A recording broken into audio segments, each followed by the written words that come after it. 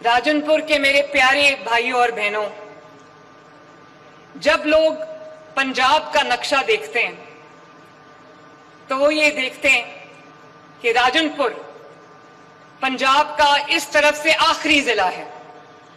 लेकिन जब वो मरियम नवाज शरीफ के दिल का नक्शा देखते हैं तो वो ये देखते हैं कि राजनपुर से पंजाब शुरू होता है।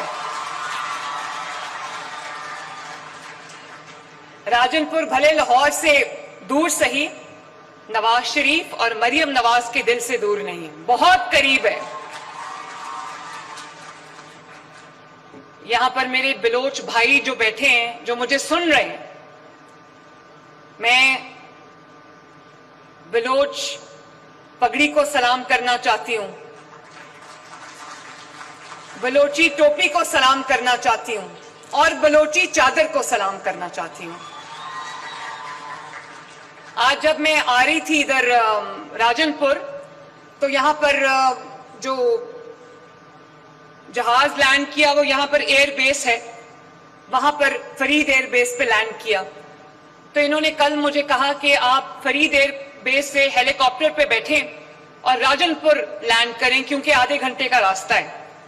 मैंने कहा मैं तो हेलीकॉप्टर से नहीं, मैं तो गाड़ी से जाऊंगी, ताकि मैं पूरी जो फतेहपुर रोड है मैं उससे गुजर के आई हूं और दोनों इतराफ में, फतेहपुर की रोड के दोनों इतराफ में जो देहात थे, जो जगह आई, जो खेत इतने खूबसूरत आए, मैं वो सब देखती आई।